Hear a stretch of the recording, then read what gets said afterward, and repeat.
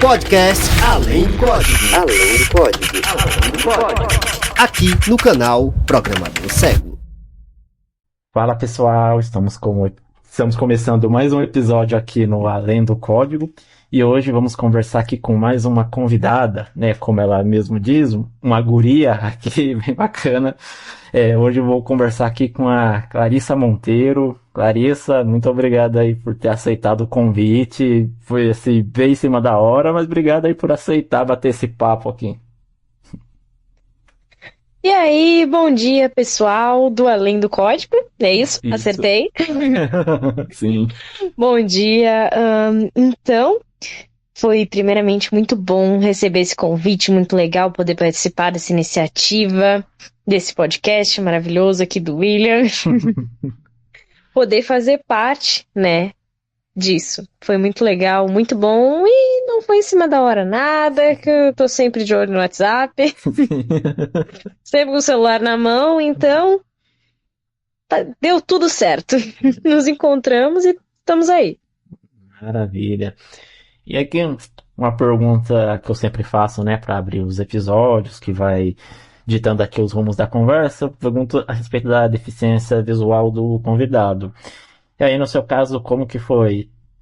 A cegueira de nascença, perdeu a visão depois, como eu brinco aqui, quando que você resolveu ficar cega?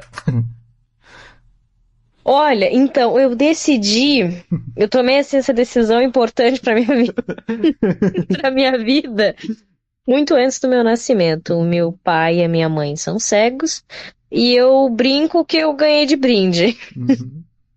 Então, eu sou cega de nascença, né? Filha de pai e mãe cegos, e foi assim, basicamente é glaucoma, né? Congênito. Uhum.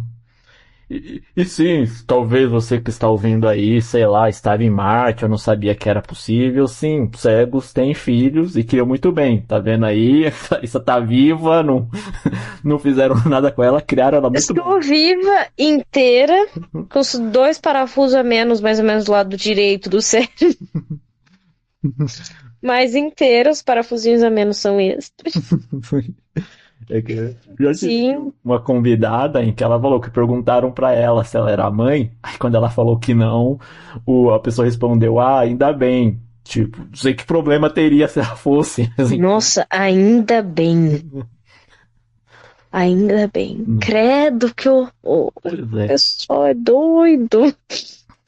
Aí eu até falei com ela, você devia ter perguntado pra ele, e você tem filhos? Se ele falasse que não, você falasse, ah, ainda bem. Imagino que você ia criar. Não, o melhor mesmo seria se a pessoa falasse que sinto, coitado. Sinto muito por ele. Coitado. Não precisa sinto muito, só olha pra pessoa assim com uma cara de tristeza e fala, coitadinho. Pobre dessa criança, quer me dar pra eu adotar?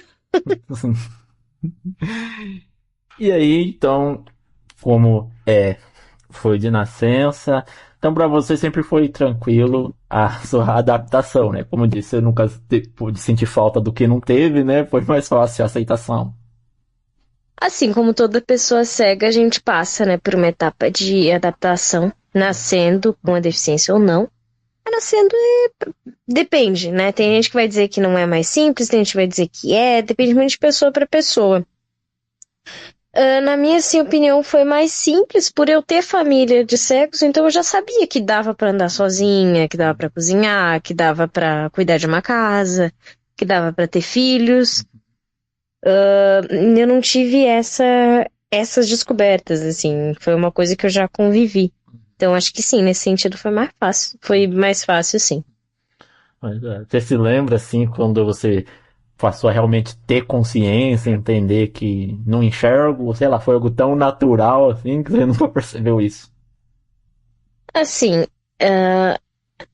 até uns 5, 4 anos a gente não tem muita consciência de muita coisa. Então eu lembro que eu achava que todo mundo enxergava igual eu. Uhum. Na minha cabeça todo mundo via assim cor, luz, uns borrãozinhos meio esquisito.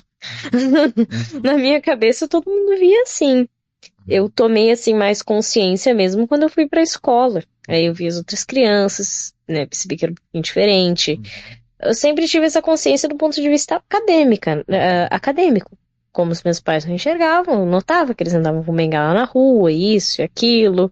E eu também tinha, não sei se você já viu, se alguns ouvintes já viu, aquelas bengalinhas de adaptação, bengala bambolê, para as crianças gostarem. Ou eu lembro que eu tive, minha mãe trabalhou até pouco tempo em associações e ela conseguiu para mim uma bengalinha roxa Uhum. com um sininho.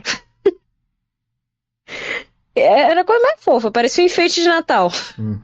Parecia mais um enfeite de Natal do que uma bengala. E eu sempre tive, assim, essa consciência, sempre tive bem enturmada, assim, no mundo tanto das pessoas cegas quanto fora, principalmente por causa da escola, né? E deixa eu te perguntar, você já caiu em algum buraco? Porque cego que não caiu no buraco ainda é cego fajuto. Ou não deu com a cara em alguma coisa. Eu nunca caí de um buraco, mas eu caí em uma tábua. Faz E parte. foi uma queda clássica, assim, de joelho e mão no chão. Sim, é. Então é isso. Cego que nunca caiu, nunca tropeçou, nunca deu com a cara na lixeira, no orelhão. Ah, esse azar eu ainda não tive, só me encontrou um poste uma vez, mas isso aí a gente deixa abaixo, tá? Deixa em... Até abraçou, Mas né? caí, mas caí sim numa tábua, e eu lembro até hoje que eu caí nessa tábua. Uhum. Aí eu me levantei, porque foi uma queda assim ridícula. Eu passava todos os dias por aquela tábua que tinha no canto da rua. Nunca tinha caído. Naquele dia eu caí. E eu fiquei assim, me sentindo muito mal, porque foi uma queda tosca mesmo. Foi de mãos e joelhos no chão. Eu me levantei assim, bem rápido, bem rápido, bem rápido. Recolhi a bengala. E fiquei ouvindo e olhando assim, meio que em torno pra ver se tinha alguém. Se alguém tinha visto, se alguém tinha flagrado. Aí eu percebi que ninguém tinha notado, né? Senão já teria alguém gritando, desesperado. Uhum. E fui andando, agindo muito como se nada tivesse acontecido, assim, Uhum. muito mesmo, rezando pra ninguém perguntar nada, rezando pra ninguém ter visto. Comigo o que já aconteceu é que, no meu caso, eu sempre fui baixa visão, né? Eu perdi a visão mais ou menos em 2018, mas antes eu enxergava. Eu tenho retinose Uhum. pigmentar, então eu sempre fui baixa visão. Uma vez eu andando, né? Tava o sol lá no chão, eu achei que aquele negócio que tava lá no chão era uma sombra, né? Então fui lá todo Era um alegre com o pé buraco. naquela sombra e, bom, a sombra tinha fundo. Olha, não tá exatamente errado. O buraco ele projeta uma sombra. Ele era uma sombra, assim, ó, uma sombra meio que pra baixo, Sim, assim, né? Aí, quando a sombra tinha fundo, só foi o pé com tudo, ralou, assim. na sombra. Primeiro pensamento foi que sombra dolorida é essa? Pois é, nossa, o que tá acontecendo com essa sombra? Sombra tridimensional aqui. As sombras não são mais como antigamente. Não. E avançando aqui nas conversas, você menciona Claro. aí a escola. Você estudou em escola regular ou estuda ainda? Porque na verdade você ainda é estudante, né? Você chegou a falar.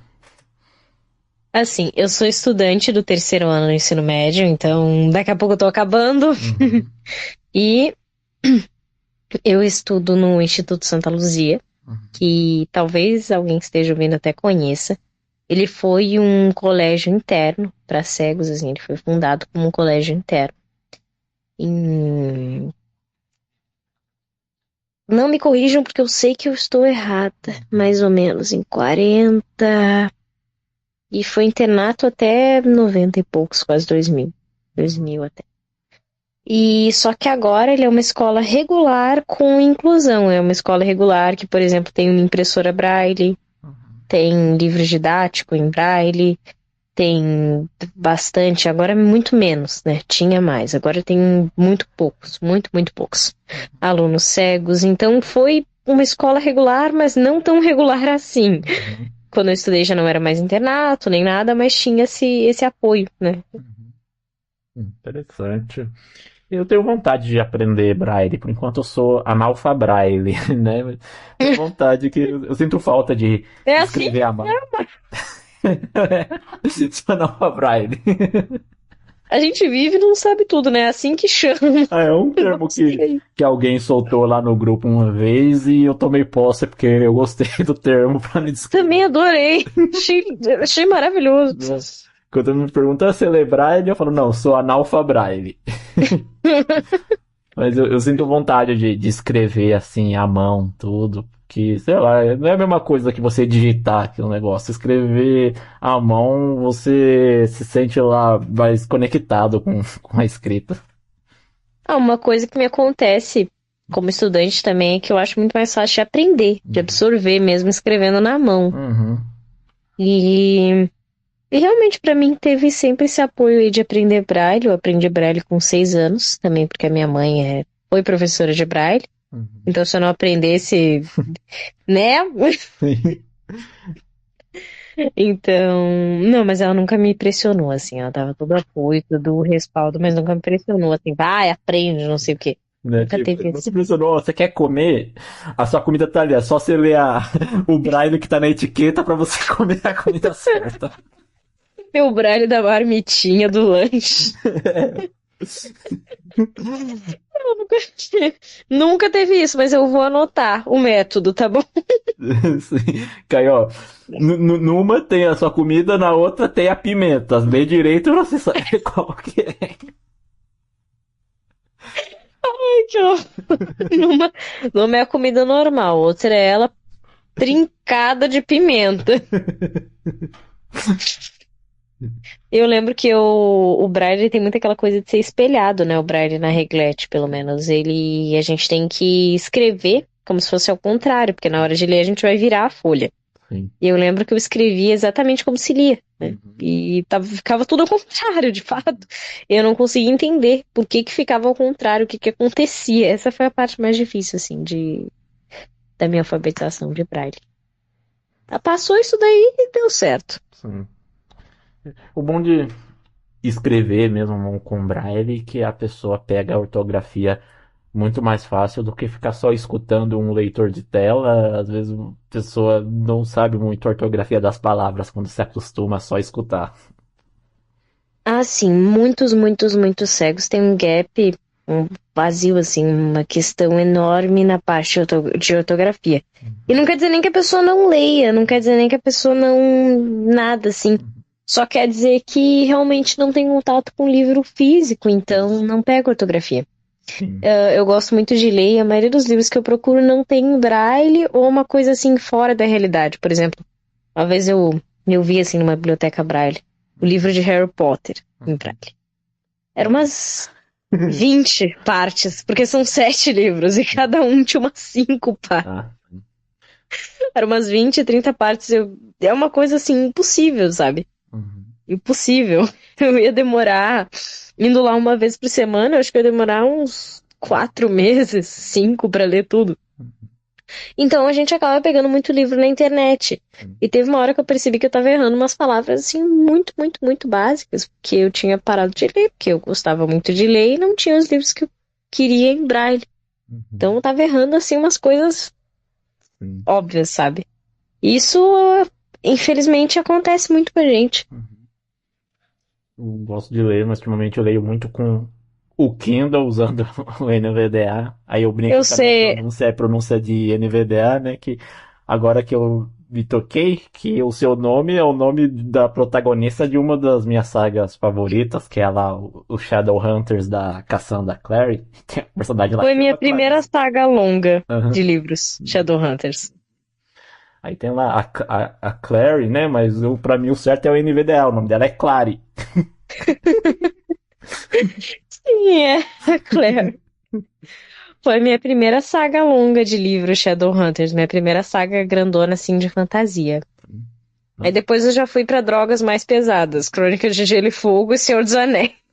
Senhor dos Anéis eu não consegui, não. Sinto muito. 20 páginas pra descrever uma árvore e não dá. O Tolkien, ele tem isso, ele... Eu acredito, eu tenho uma teoria particular de que ele investiu muito na criação de mundo, ele criou umas 329 línguas próprias, um mapa super complexo, uma história com linha do tempo, com religião, e agora ele quer aproveitar, né? Sim. Então vai ter descrição da árvore, sim. Eu até brinco aqui, eu acho que os filmes, assim, fez bastante sucesso, porque os cenógrafos não tiveram muito problema, era só pegar as descrições que estava tudo no livro e Ah, sim, reproduzir. é verdade, isso foi. E tanto que dá pra ver que os cenários são muito parecidos com as descrições do livro, os cenários são muito bem feitos. Uhum, Já tinha tudo completinho. uhum. E entrando nessa questão da escrita, né, que quando eu fui pesquisar sobre você, eu jurava que teria alguma coisa a respeito de programação, porque foi num grupo de programador que eu achei você, e aí, mas eu descobri que você já tem um livro publicado, publicou ele aos 15 anos. Com 15 anos eu tava o quê? Tentando capturar o Mewtwo no Pokémon? Você já estava publicando um livro? Como que foi isso aí? Primeiramente, eu gostaria de dizer que eu ainda não consegui capturar o Mewtwo no Pokémon. Publicar o livro não vai te fazer capturar os Pokémons que tu quer no joguinho, infelizmente. Mas eu sempre gostei muito de ler e também sempre gostei muito de escrever, né? Na verdade, escrever eu comecei porque eu lia muitos contos de terror, né? Muitos, muitos, muitos. E alguns tinham final aberto, ou alguma coisa que eu não gostava, alguma coisa que eu queria arrumar ou reproduzir, e eu escrevia. Escrevi assim mini contos de terror que hoje eu perdi todos, o que foi uma das melhores coisas que aconteceram na minha vida, porque eles eram terríveis, terríveis assim, sabe, intragável, não era bom. Eu perdi todos eles. Só que aí depois, alguns anos depois, eu continuei escrevendo e veio a pandemia, né? E a gente ficou um ano e meio em casa. E o que que eu fazia em casa? Escrevia, virava a noite escrevendo, assim, chegava a passar 8 horas escrevendo. Escrevia, escrevia, escrevia, escrevia. Até que uma hora a gente aqui em casa se tocou e pensou. Minha mãe falou assim com uma brincadeira, mais ou menos. Olha, já dá pra fazer um livro, tem bastante coisa. Uhum, Eu nunca soube brincar, então eu comecei a procurar números de editora. uhum. Aí a gente começou a saga. Mandar PDF de livro, mandar originais para as editoras olharem, preencher 347 milhões de formulários e mais e mais Acessíveis, e né? mais e mais. Oi? Acessíveis. Ah, acessíveis. Mas eu desenvolvi uma técnica. De tanto que eu tinha que fazer isso, teve uma época que eu decorei mais ou menos tudo que esses formulários pediam e eu deixava todas essas postas copiada e colada. É sério, É o é que eu real. vejo. Eu deixava tudo copiado e colada. Então, assim, eu preenchia uns 10 formulários por 20 minutos, assim, porque eu ficava tudo assim, copiado, colado, e eu ia fazendo, fazendo, fazendo. Mas a minha editora, eu achei por uma indicação da coordenadora da minha escola. Eu comentei pra ela, né, da ideia. Eu tava procurando, inclusive, ajuda na revisão de alguns professores de português, pra ver se eles poderiam me ajudar com a revisão do livro. Aí ela me falou que tinha uma mãe de um aluno do ensino médio, que pra mim na época era fora da realidade, porque eu tava no Uhum, oitavo ano, nono ano. Eu fiquei assim, nossa, aluno do ensino médio. uhum, A mãe de um aluno do ensino médio que tinha publicado por uma editora. Essa mãe me deu o contato da dona dessa editora. É uma editora aqui de Porto Alegre, mesmo do Rio Grande do Sul. Pequena, mas que foi muito parceira pra mim, que foi a editora Leia Livros. Essa moça que essa mãe me deu o contato era a Nel Morato, que era dona da editora. Ela pegou o meu livro e falou: tá, beleza, a gente vai publicar. Consegui. Publiquei para uma editora daqui, o que eu realmente nunca achei que eu ia conseguir, tá? Porque é muito difícil. Somente hoje em dia que as maiores editoras são lá de São Paulo, Rio de Janeiro, tudo isso. E eu lá de São Paulo. Tu é de São Paulo, né? sim. Então, desculpa. Normal. Aqui Lá, estamos numa lá realidade longe. paralela onde não existe o espaço. Então Isso, tudo. exato. Lá, aqui. Sabe aquilo ali, aquele buraco negro? Sim, Aquele, sim. Nós no aquele momento estamos espaço na bola da interdimensional. esfera, então São Paulo é para lá mesmo. Isso, aquele espaço interdimensional ali que tem. Então, eu consegui essa editora, consegui um lançamento. na Biblioteca Pública de Porto Alegre. Uma cobertura boa, assim, de imprensa, tudo. E desde então a gente tá indo, né? Fazendo o próximo. Só falta finalizar as coisas da publicação, fazendo o próximo. O primeiro se chamou Vozes Noturnas. Porque você Ganhou escrevia à capa, noite? ganhou... Oi? Você escrevia à noite? Na verdade, sim. Muito, muito, muito.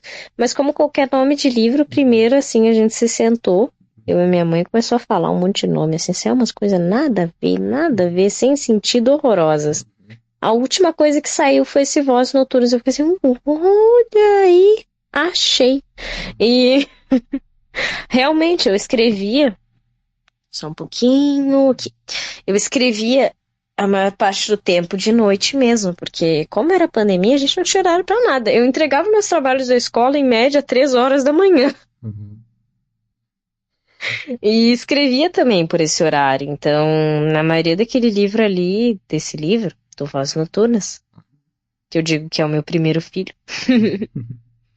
nasceu da meia-noite às 6 da manhã, que era o horário que eu sentava e escrevia. Meia-noite às 6 da manhã, eu tô revirando na cama. Ah, eu não. Então. Uhum. É, mas a pandemia, assim, foi ruim, claro, né? Nesse nosso confinamento forçado, acabaram surgindo muitas coisas legais, né? Meu canal mesmo, comecei ele aí na pandemia. Ah, isso é normal, a gente cansa de, como dizia um colega meu na época, de escola mesmo, que eu olhei, de escola mesmo, que eu olhei, achei muito engraçado. A gente cansa de ficar comendo parede Uhum, e vai lá e faz alguma coisa. sim. Essa editora Leia Livros tem um site com esse nome que eu já baixei alguns livros por lá. É só coincidência ou é a mesma? Pode ser a mesma, sim, pode ser. Eu não sei, tá? Não tenho como te dizer nada, mas tem sim a editora Leia Livros. E não sei se eles têm livros pra baixar, acho que é mais pra comprar dos autores, mas não sei, não vou afirmar nem negar nada. Uhum. Pode ser. Pode ser só coincidência, às vezes alguém gostou do nome da editora e criou lá o site, o Leia Livros, ponto, não sei o quê. Tinha alguns livros lá, em PDF, que eu, antes de começar a usar a Amazon. E, e hoje o livro é em formato digital, tem ele em formato impresso também. Assim, hoje eu tentei tornar ele o mais acessível possível. Essa era a minha meta. Assim que eu publiquei, eu pensei, beleza, a parte difícil tá feita, que era o que eu pensava na época. Depois eu vi que vender e fazer as outras versões era muito mais difícil. A parte difícil tá feita. Então agora o compromisso é tornar ele o mais acessível possível. E eu fiz ele impresso, em tinta, né, na letra das pessoas que enxergam. Impresso em versão livro físico. Fiz ele em versão digital, em qualquer formato, vou lá, converto, né? E fiz ele também em formato de audiolivro, nos estúdios de uma web rádio aqui do Rio Grande do Sul, aqui da USERGS, que é uma associação de Porto Alegre. Eles têm uns estúdios assim de web rádio e me emprestaram para que eu pudesse fazer a gravação, me ajudaram com a mixagem, tudo desse audiolivro. Esse audiolivro, ele, inclusive, ficou com descrição de capa também, Uhum. que o pessoal aqui do Som da Luz, que é também o pessoal que trabalha com a descrição, me emprestou uma das descritoras para fazer. Então, consegui isso. Também consegui a impressão em braille dele, que eu não vendo, né? Consegui pelo IBC, pelo Instituto Benjamin Constant, e para alguma instituição, alguma biblioteca, ou para ter alguém que queira ter o livro em braille em casa, é só se cadastrar gratuitamente no site do IBC e pedir ele. Uhum. Eu E quero tornar eles o mais acessível possível, né, em todos os formatos. Isso inclui também os preços que eu coloquei neles. Tentei deixar assim o mais enxuto possível, mais acessível possível, porque quem é leitor sabe que hoje em dia o livro está muito caro. Então eu deixei os digitais e o audiolivro também por R$ 10. E o físico, né, o impresso em tinta, a 30. que era o que mais eu conseguia, assim, baixar mesmo, mais acessibilidade possível, sabe? Legal. E quem quiser adquirir aí é digital, o audiobook, o Braille, como é que faz? Quem quiser adquirir pode me procurar pelo link do Instagram, @ClarissaMonteiro0, conversar comigo por lá mesmo. Acho que o link vai ficar na descrição também, né? Me passa os links aí, eu deixo aqui pra galera. E também pelo site da Leia Livros, www.leia-livros.com.br. Então não era esse site que eu usava, não. Ah, não é, né? Tem um hífenzinho. Eu achei que não era também, mas não quis tirar a tua alegria. Tá bom. Tava tão feliz ali falando do site. Mas Só coincidência mesmo o nome. também, caso eu não responda em lugar nenhum, que é muito, muito, muito improvável, também tem o último recurso, meu e-mail, clarissapereiradeoliveira@gmail.com, em que também dá pra me encontrar. Interessante. E o Monteiro é o quê? É artístico? O Monteiro é uma história esquisita. O Monteiro, ele é o sobrenome materno do meu pai. Meu pai, ele é Monteiro de Oliveira. Minha mãe, Pereira. E no meu nome, assim, se eu pegasse todos os sobrenomes, eu deveria ser Clarissa Pereira Monteiro de Oliveira. Aí eles ficaram assim, não que ela não vai gostar, que vai ter muito nome. Não vai gostar. Depois que ela tiver adolescente, vai se revoltar com a gente. E aí, realmente, né? Não botaram esse nome inteiro. Mas depois, quando eu fui fazer a publicação do livro, eu pensei, Clarissa Oliveira, Clarissa Pereira, não, Clarissa Monteiro. E aí coloquei. É normal. Os autores tudo mudam os nomes. Você vê aí o J.R.R. Tolkien, o lá do que escreveu também o Game of Thrones, J.R.R. Martin, né? Então, pronto, virou Clarissa Monteiro. Na verdade, teve um momento que eu queria fazer assim, sabe? Tirar o CP Oliveira ou alguma coisa assim. Só que aí quando eu fui publicar, eu olhei e fiquei assim, ué, vou ficar sem gênero. Não, realmente foi uma coisa que eu parei e pensei mesmo, porque já tem tão pouco livro, principalmente na literatura brasileira. Tão pouco livro de poesia. Inclusive, a minha poesia, ela é uma coisa assim bem emocional, mas também ela não é aquela coisa tradicional, assim. Eu fiz ela para ser diferente, para ser fora assim desse padrão do poeta só falar da flor, da borboleta, do que tá bonito. Eu fiz ela para ser uma coisa real, sincera, sabe, de verdade assim. E eu achei muito importante que as pessoas soubessem que era uma mulher que estava fazendo isso, sabe? Sim. Que dava pra fazer isso, que não precisava escrever só sobre homem, ou só sobre romance, ou só sobre o céu. Que dava pra fazer mais coisas. Aí eu não quis deixar as letrinhas só. Igual falam, né, que a J.K. Rowling só usou letra justamente para não saberem que era uma mulher que estava escrevendo a história para vender mais. É, isso é muito comum, né? O pessoal fazia e faz ainda. Hoje em dia fazem muito isso no meio acadêmico. As mulheres fazem muito isso no meio acadêmico, porque eles veem algum trabalho, assim, de pesquisa acreditado a uma mulher, acabam não pegando.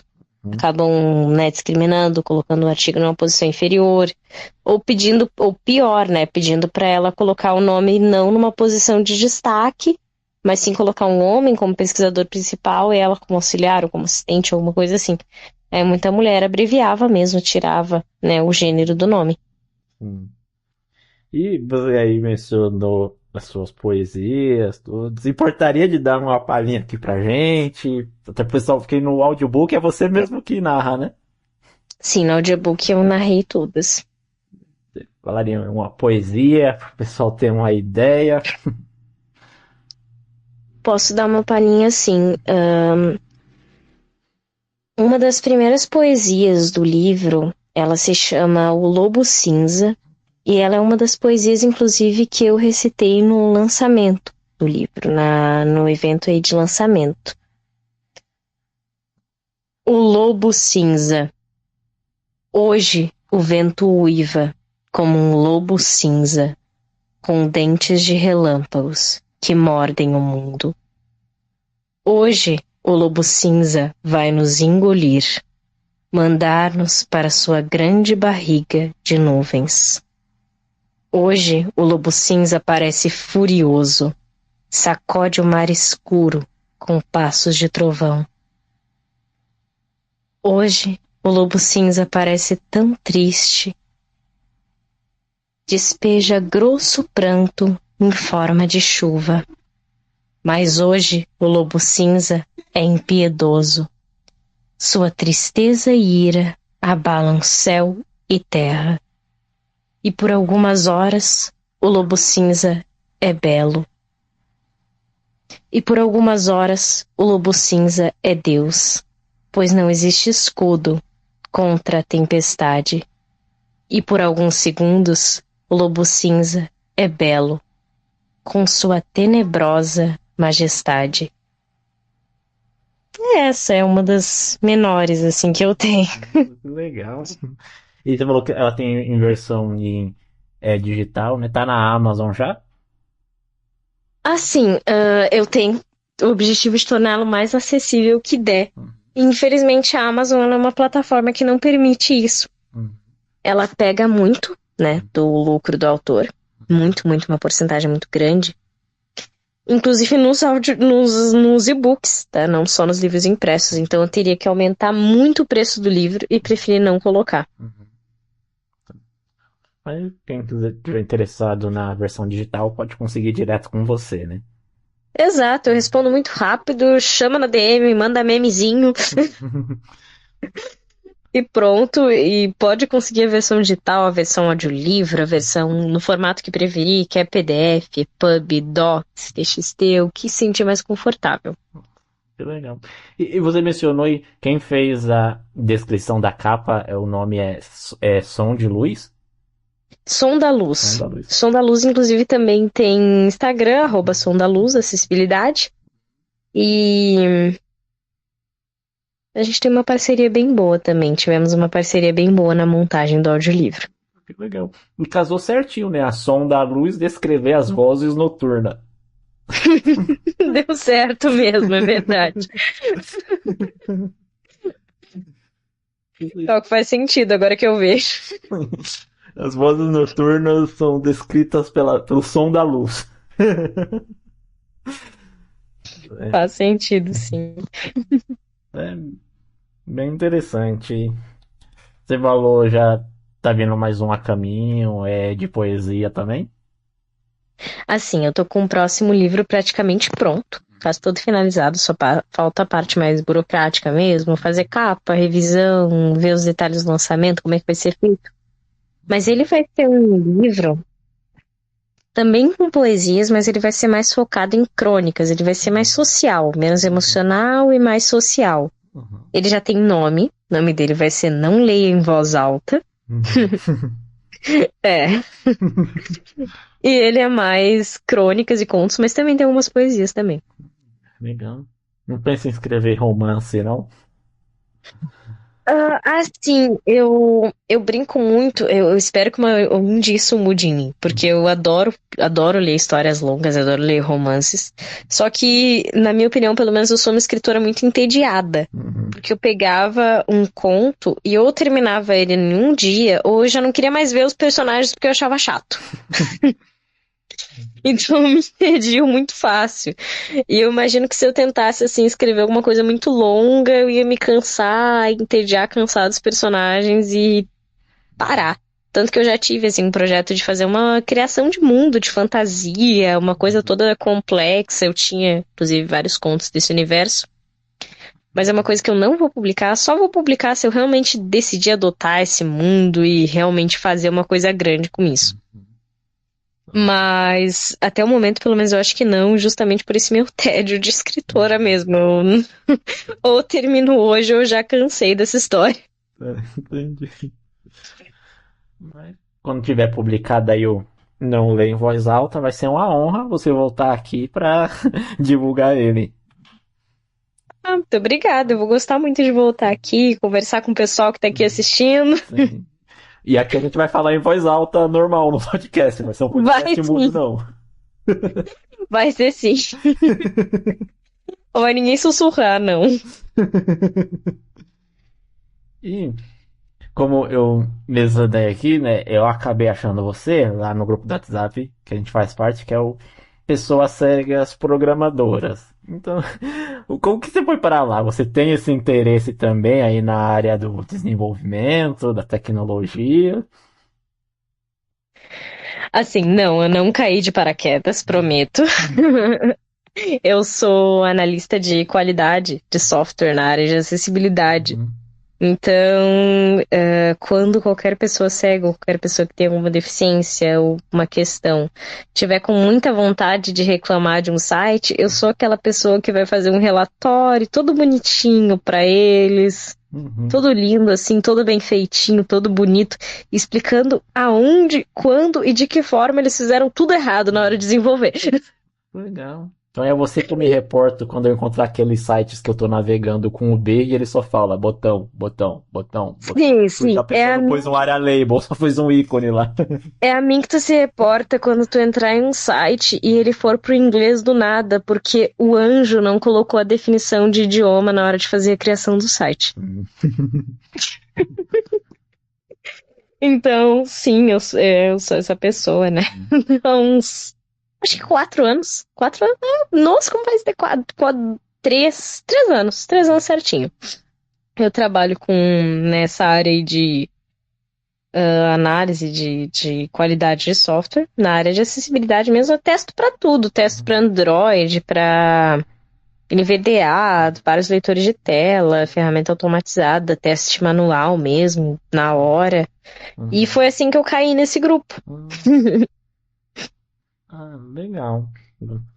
Atualmente, né, eu sempre falo isso aqui no podcast e vou falar de novo porque é uma coisa que eu gosto bastante de fazer. Eu estou fazendo um estágio, fazendo a triagem lá de acessibilidade dos livros do PNLD, né, que é tudo digital agora, e eu faço também lá a triagem para ver se os livros são acessíveis para quem vai usar leitor de tela. É bem legal ver hoje quanto a acessibilidade está crescendo. Ah, isso é bom, né? E como estão realmente contratando o pessoal Uhum. para a área de teste de acessibilidade e por uma das primeiras vezes assim na história estão contratando realmente pessoas deficientes para fazerem, pessoas com deficiência, Uhum. para fazer esses testes, Uhum. né? Que coisa boa que a gente não precisa ter alguém dizendo, não, eu estudei aqui, eu vi que para eles o melhor é que seja. Não, a gente vai lá, estuda e diz, não, para mim é bom assim. Sim. Lá a gente tem toda um checklist lá que a gente tem que olhar se tá tudo certinho. Então, se as imagens estão descritas, se lá na tabela, quando a pessoa muda de coluna, de linha, se tá linkado com um cabeçalho para ela saber se quando Uhum, ela isso é muda de bom, isso coluna, é legal. se ela sabe. É bem alinhado. Se as imagens que são só decorativas, tá? Com alt vazio, porque não tem por que o leitor pular nessas imagens, que se é só decorativa. Se os links do sumário levam para o lugar certo, a gente vai testando tudo lá. Uhum. É bem legal. Ah, coisa boa. Sim. E isso varia também, então eu sinto vontade de perguntar. Vocês testam assim conforme alguma regulação específica, EMAG, WCAG, ou uma coisa assim menos rígida, mais tranquila? Eu acho Que eu que já fiz os segue dois. a WCAG, né? Porque A WCAG é melhor, mais completa, né? uhum. Mais completa que tem é ela. Eles fizeram uma atualização, não foi em agosto?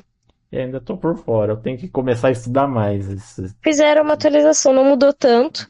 Teve algumas alteraçõezinhas lá, mas não mudou tanto. A essência continua a mesma.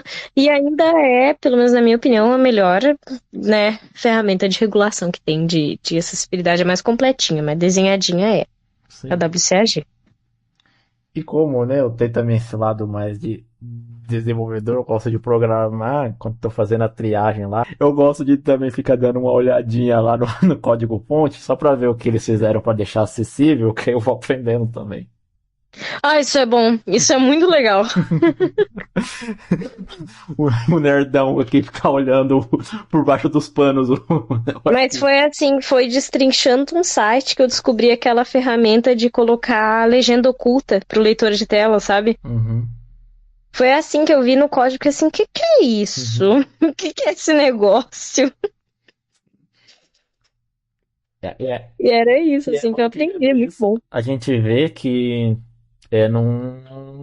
não precisa de um trabalhão todo assim para deixar a coisa acessível. Porque às vezes a pessoa pensa que deixar Não, acessível, nossa, é tem que muito mudar todo o simples. código. É simples, bota uns atributos lá que visualmente não vai afetar nada, né? Porque eu acho que tem esse mito Uhum. também. Acho que para ser acessível tem que ser feio e não dá para o design continuar do mesmo jeito que ele planejou, mas ficar acessível para gente que usa leitor de tela. Mas assim, eu culpo um pouco as regulações, ou melhor, os chamados especialistas, aqueles antigos, né, daqui, em acessibilidade. Também culpo um pouquinho eles, porque se tu olhar assim as diretrizes de um site do governo, eles são supostamente acessíveis, eles seguem supostamente critérios de acessibilidade. Eles tentam simplificar o máximo possível, deixar tudo máximo só texto e dizer que isso é uma forma de tornar mais acessível, sendo que só tá mais feio, Sim. bem feio, inclusive. Uhum. E realmente se criou esse mito de que para te fazer acessibilidade tem que criar um produto totalmente clean, sem identidade visual, totalmente assim, desculpa a palavra, desalmado. Uhum. E é isso, mas não é. É muito mais simples, muito mais de acordo com a realidade. Não precisa fazer esse tipo de coisa, não. Sim. Não tem necessidade. Inclusive, eu que enxergo um pouquinho, eu até gosto de uma corzinha. Eu abro um site ali todo cinza e chego a ficar triste. Uhum. Claro, talvez dê mais trabalho se for pegar uma coisa e tentar inserir acessibilidade nele, dá um pouco de trabalho. Mas se é uma coisa que já é pensado lá desde a concepção, desde a criação, é Aham. super simples. Sim, isso é uma coisa que já é criado pensando nisso, é muito mais tranquilo. Isso que que eu estava comentando contigo, da definição de idioma, é uma coisa que se faz na criação do site. E a pessoa só vai lá no pular, pular, pular e não coloca. Sim. Inclusive, também essa é uma das diretrizes que a gente tem que seguir lá na triagem, se em palavras estrangeiras, se foi colocado o atributo para mudança do idioma, para caso o leitor tenha suporte Ah, para sim, ele isso é mudar sozinho o importante. idioma. Uhum. Nos livros didáticos de inglês, tem que ter o inglês tem que ser o idioma principal, mas nas partes em português mudar o idioma também. Mudar o idioma, aham. Isso é bem feito, assim, eles cumprem bastante com essa parte de idioma, que é a parte mais complicadinha, assim, de ajeitar. Alguns cumprem, outros não fazem isso, a gente só reporta lá e volta para a editora, aí eles corrigem, né? Aí volta para a gente olhar de novo se está tudo certo. Ai, que bom, coisa boa. Mas até agora tem sido até tranquilo, bastante editoras na volta corrigem. Ah, que bom que a maioria tá aderindo. Claro, sempre tem aqueles que, né, ficam fora, não aderem, acham que é muito problema, acham que é muito difícil, não pesquisam muito sobre isso. Mas se a maioria tá aderindo, a gente já tá muito bem, sabe? É interessante ver essa evolução, né? Porque com outros aqui com quem eu já conversei, que também, né, cego de nascença, falava na hora de usar o livro didático lá, não sei se com você aconteceu o mesmo, demorava muito pro livro didático chegar, porque era em braille, às vezes chegava no final do ano letivo, aí já nem precisava mais, porque também era um pouco custoso fazer, né? Vários volumes, fazer um livro só em braille. Aí hoje Assim, tá tudo tem digital. uma.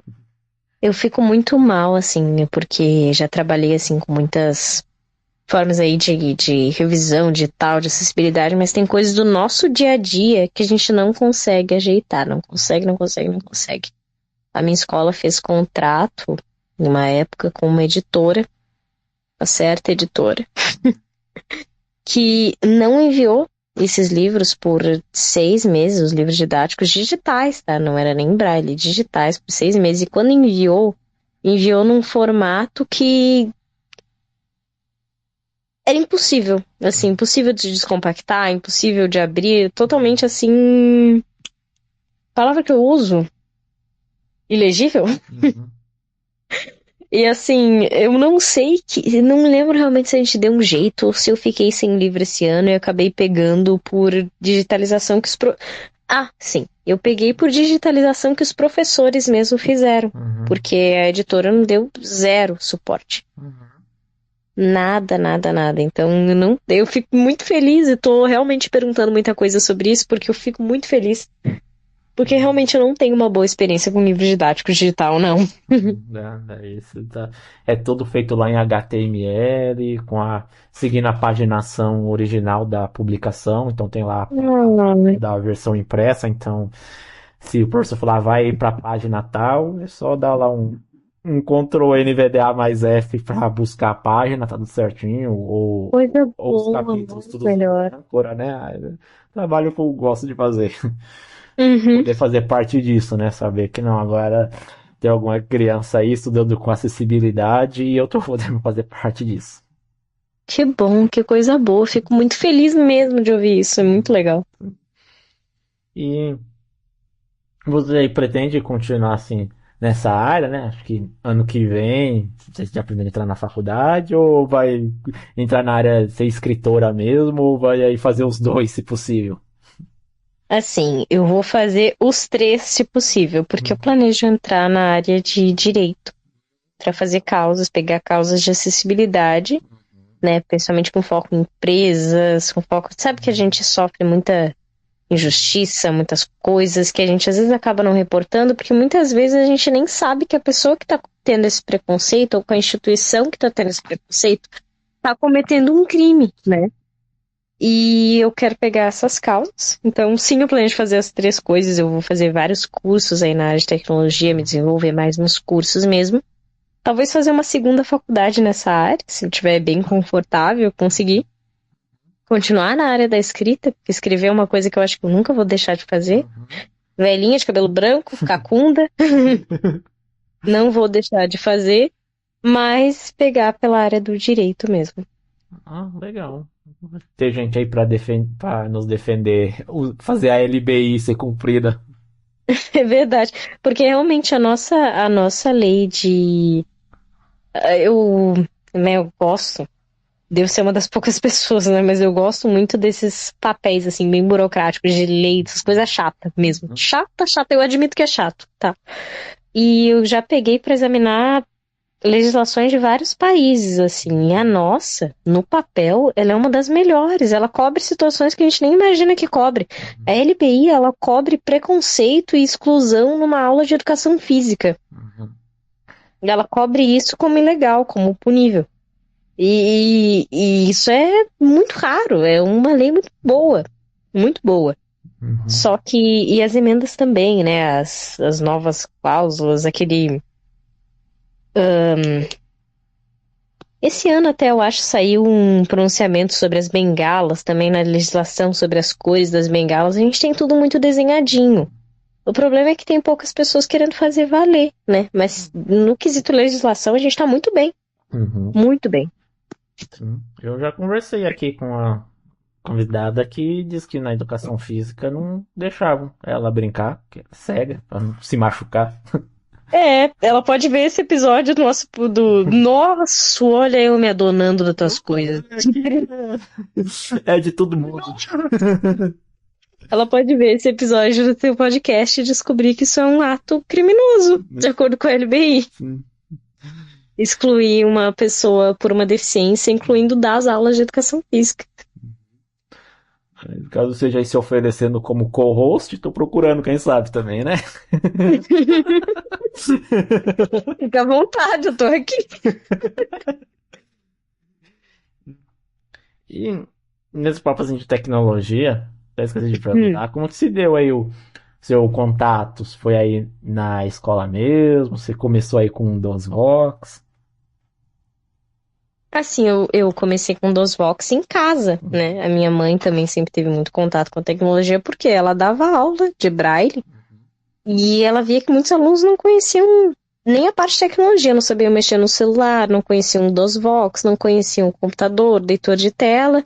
Então ela pegava essa parte também, porque Ela foi aí adolescente, pegou bem a fase aí do início do desenvolvimento do DOSBox, dessa tecnologia e tudo, e sempre foi muito, né, ligada com isso. Ela trabalhava também com tecnologia, trabalhava transcrevendo, escrevendo textos, e mexia muito em editor de texto, tudo e sempre. Eu sempre tive computador, sempre soube que leitor de tela existe. Uhum. Mas a minha ligação, ela começou mesmo, numa parte mais prática, mais de trabalho, na época da pandemia também. Uhum. Porque eu tinha que entregar trabalho escolar, tinha que entregar tudo pela internet, tudo digital, né? Interessante. Igual já esse podcast aqui, já conversei assim, com muita gente bacana mesmo, muita gente legal, mas Ah, que posso bom. falar assim, que eu tive a honra também de gravar aqui com o Marcelo Pimentel, o criador do DOSBox. Foi bem legal ele contar a experiência dele, do desenvolvimento. E Olha só, que coisa incrível, que legal. ele não tinha ideia, né, que era o projeto de faculdade dele, né? Ele não tinha ideia do tanto que isso ia ajudar, né? Hoje ele não tá mais no projeto, hoje é só o Antônio, né, que tá lá, né? Sim. Acho que ele não tinha ideia do quanto que isso ia impactar aí na vida de muita gente hoje, que é alfabetizada utilizando DOSBox. Nossa, aquilo ali foi um mundo que se abriu, o pessoal conversava ali pelo Papo Vox. Aquilo ali formou casamento. Ele até brincou no episódio com esse negócio aí de que tudo ele foi colocando Vox no nome. Ah, na verdade, assim, né? Não sei o que é Vox. Isso, Vox. Aquilo, Ele falou, até foi. perguntaram pra ele se ele é fã do YouTube. Ele falou que Vox é voz em latim, né? Ele foi colocando Vox em tudo. Ele brincou, né? De exatas, né? De exatas pra dar nome, já viu. É triste, mas deu certo, deu muito certo. E eu lembro que a minha alegria, quando eu era criança, era jogar aquele joguinho, Fuga de San Quentin, que o cara tá fugindo da cadeia. Eu sempre falo desse jogo aqui, que eu falo assim que eu não me adaptei muito com DOSBox, porque como eu já enxerguei, eu estava muito acostumado a usar o computador, né? Aí o DOSBox Aham. não funcionou É, para mim. muito Aí, diferente o formato, né? Não bate mesmo. sim, porque o DOSBox é um sistema ali à parte, para a pessoa ficar lá. Ainda tem o Monityvox, tudo, mas para mim o que funcionou mesmo foi o NVDA. Mas eu Uhum. gostava dos joguinhos do DOSBox e eu sempre falo aqui dessa fuga de Sun Quente que eu brinco, né? Enquanto todo mundo aí tá deslumbrado com o chat GPT, a gente já tinha aí prompts naquela época. Ah, o que você quer fazer? Quero matar o guarda. É verdade, a gente tinha nossa IA. E a gente pode dizer que eu gosto muito. Nossa, vou entregar minha nerdice, olha. Tam, tam, tam, tam, tam, tam, tam. Eu gosto muito de RPG. Olha só. E a gente adora RPG. De dado, de texto, de só sentar ali e interpretar qualquer RPG. Eu joguei E, D&D na época da pandemia. sim, e a gente Virtualmente pode mesmo. A gente dizer, nós jogava. cegos podemos dizer que nós somos as únicas pessoas que ainda têm aqueles RPGs de texto. Que eles eram exatamente assim. Sim. Matar este guarda, não sei o quê, pegar não sei o quê, pegar a colher, pegar aqueles RPGs de texto antigos, antigos, antigos. A gente é os únicos que tem ainda. Bem acessível esse RPG. Legal. Falando agora, deu até vontade, saudade lá da época da pandemia, que ficava todo mundo aqui online, passar o tempo jogando D&D, vontade de jogar de novo. É porque é muito bom, né? Muito bom. Eu fiquei feliz. É muito bom não ser a única nerdola da sala. Vamos um dia criar uma mesa aí. Vamos, sim. Eu adorava. Gostava de mestrar jogo, criar aqueles mapas assim enormes. Eu ficava com uma raiva quando eu criava mapas enormes e a pessoa não virava pra direita pra explorar aquela sala maravilhosa que eu criei.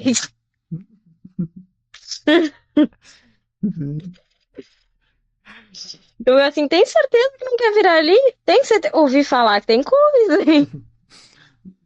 E era muito divertido. Eu, o único cego lá do grupo, mas o pessoal já sabia tudo, mas era o único, quando alguém dava lá o cenário, acho que o cara que desenhou tava muito feio, o pessoal até brincava, nossa, filha, você tem sorte de não estar vendo essa beleza aqui que foi desenhada. Ah, tem essa parte também, né? Mas essa parte a gente deixa abaixo. Era bem divertido. E mexe com a nossa imaginação, né? Ah, o que você quer fazer? Tudo bem que eu nunca tinha sorte lá nos dados, né? Mas, Ah, isso eu também nunca tive, tá? Também nunca tive. Uma das partes boas de mestrar é que tu só fica olhando ali o pessoal, né? Se dando mal uhum. e curtindo. Ó, ali do lado tem três dragão, ó. Olha só. Não deu, não foi dessa vez. Você errou o golpe. Não. Ai, mas também, eu acho que ninguém tem sorte com aqueles dadinhos. Ninguém, ninguém. A gente usava o sistema lá do Roll20, né? Pra rolar Uhum. online, mas aquilo lá não ia com a minha cara, não.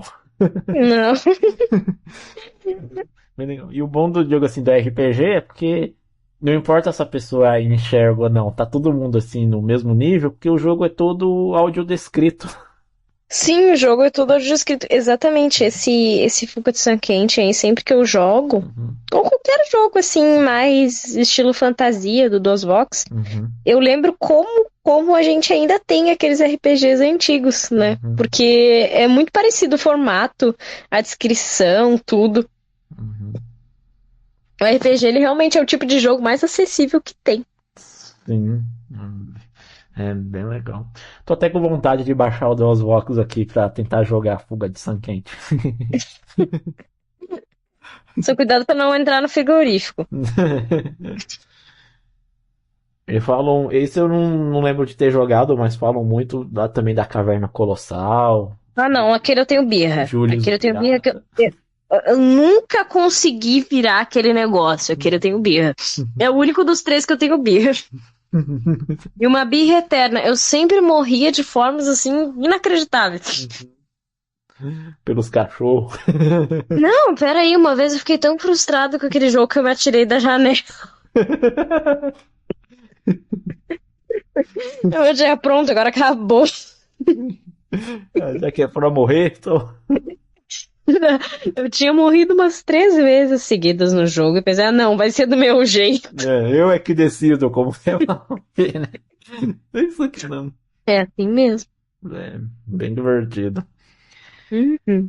É isso, né? Que caminhando aqui pro final, gostei bastante aqui de conversar com você. Espero que você tenha gostado da experiência. Volte mais vezes. Sei que não é o seu primeiro podcast, mas espero que tenha gostado desse aqui. Ah, também gostei muito, foi uma experiência muito boa conversar contigo, poder fazer parte, né, desse projeto lindo, desse projeto super legal aí, onde foi tanta gente incrível. Eu acabei de descobrir que um dos criadores do DOSVox esteve aqui, agora eu tô toda arrepiada. Logo sai o episódio dele. Talvez aqui no momento que vocês estiverem ouvindo, o episódio já deve ter saído. Ah, tá bom. Então tá ok.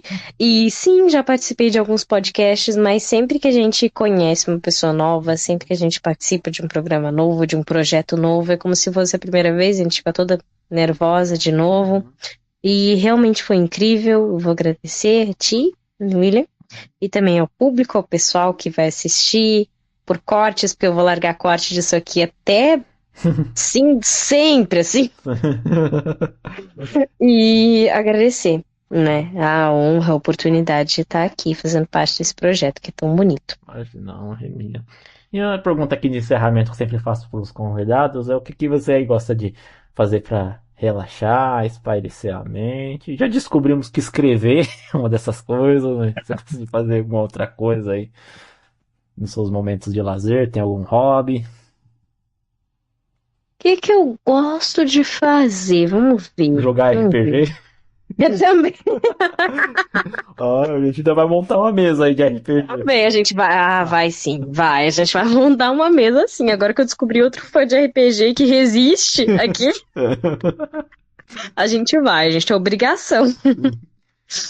Mas assim, vamos ver. Eu acho que.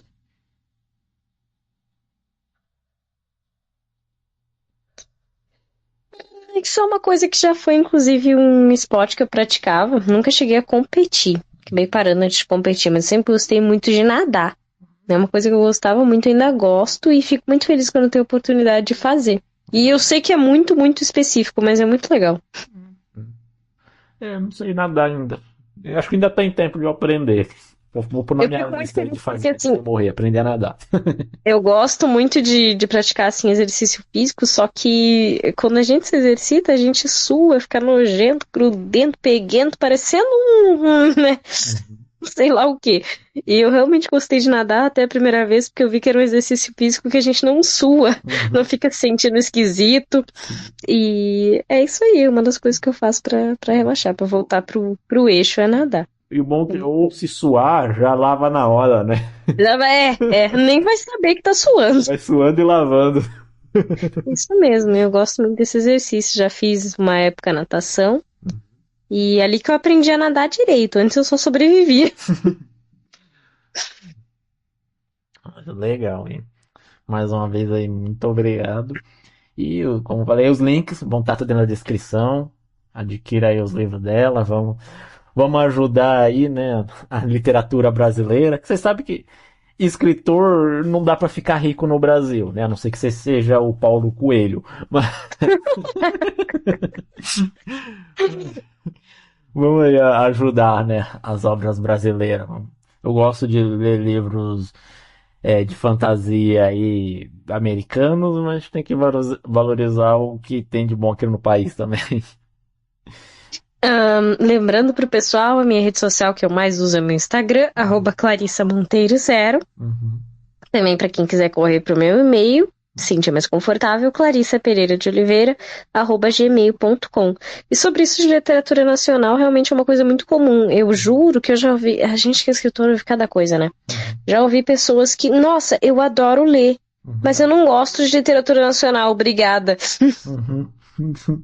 E é uma coisa que tu olha e fica assim, moça, eu não sou o Machado de Assis, eu não vou te fazer pergunta depois, igual aquela. Sim. Não é vestibular, eu não vou te Sim. perguntar o que eu disse na página 37 quando eu estava me referindo Não, moça, é só pra te ler. Calma. Ninguém tá mandando você ler Vidas Secas ou Memórias Póstumas de Brás Cubas, né? Apesar de que eu não sei por que botaram tanto terror de vidas secas nas pessoas, porque é um livro de 50 páginas. Ele não é grande, sabe? E Memórias Póstumas de Brás Cubas eu até entendo. Ele é longo. É divertido. Eu acho a escrita do Machado muito divertida, muito engraçada. Se tu pega um dicionário e vai conferindo, tu percebe que, na verdade, ele era um cara bem engraçado. Ele tirava sarro de todos os personagens dele. Mas Vidas Secas é uma obra de 60 páginas, gente. Vamos parar de ter medo? Vamos ler a história da cachorrinha baleia. Vamos chorar um pouquinho em cima do papel. Que quem não chorou ali não tem alma, né? Vamos combinar. Dá uma aflição. Eu tive que ler pra escola, né? Vou tentar um dia ler de lazer, pro lazer pra ver se a experiência é diferente. Não tem uma prova pra fazer isso aqui. É que a experiência é muito, muito diferente. Eu não gostava de ler pra escola, tá? Nunca gostei de ler pra escola. Inclusive, os livros da escola eu arrastava até a última, fazer os resumos, arrastava até a última a ler. E não era porque eram livros ruins, era porque era pra escola. Aí tu sente como se fosse uma obrigação, sabe? Aí não é bom mesmo. Isso é normal, isso é muito comum. Aí tira lá a prova. Aí, na sua opinião, o que o autor quis transmitir? Não, eu só Eu não quero. sei, eu não sou o autor. Pergunta pra ele, Eu não pra mim. escrevi. Eu vou perguntar pra ele e já volto, professora. Eu só quero ler o negócio aqui. É isso mesmo. E é isso, gente. Se vocês assistiram até aqui, gostaram, deixa aí o like, né? Vocês sabem que é assim que o YouTube funciona. O like é uma ação simples para você, mas que me ajuda muito e também é uma forma do YouTube perceber que você gosta desse tipo de conteúdo e vai te recomendar mais. Se você também é novo por aqui, seja bem-vindo, seja bem-vinda. Se inscreva aí no canal, ativa o sininho também para você ser avisado quando tiver mais episódios. Confira os outros episódios que já tem aqui gravado. Já conversei com muita gente bacana aqui, igual a Clarissa. Tenho certeza que você vai gostar. Tem aqui as minhas playlists também na área de programação. Se você tem interesse nessa área, tem aí meus vídeos de PHP, HTML, CSS. Quem sabe você gosta aí e acaba entrando nesse mundo também. E deixa aí nos comentários também suas críticas, suas sugestões. Aqui tudo é bem-vindo, né? Contanto que seja respeitoso. E se você estiver ouvindo esse episódio aqui pelo Spotify, o link do YouTube está aí na descrição do episódio também, dá uma conferida lá. E nos vemos no próximo episódio. Até mais, pessoal.